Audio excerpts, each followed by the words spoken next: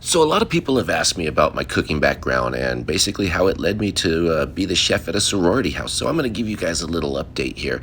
I've basically been cooking my entire life. When most kids were outside playing with Tonka trucks as a kid, I was inside playing with Tupperware. It's just the way it was. I loved food from the get-go. I always watched my parents cook. I watched my grandparents cook.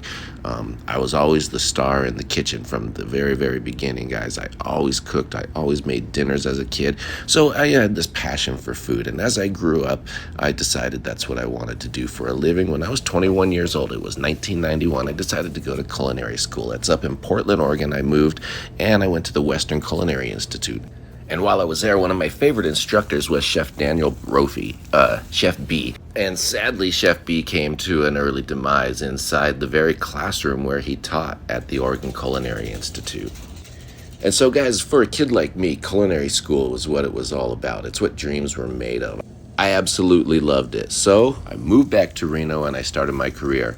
And I spent the next 30 years working in restaurants, most of those as a chef. And it's an extremely hard business and it's really hard on the body. And when the pandemic hit, guys, we had to shut down the restaurant like most of the people in America.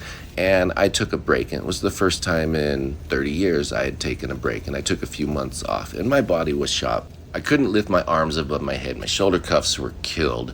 I had tendonitis in both elbows. It was bad. So I took time off and you know what? I felt great. And for the first time in my life, I was happy again. And I just decided I was done. I retired from the restaurant business.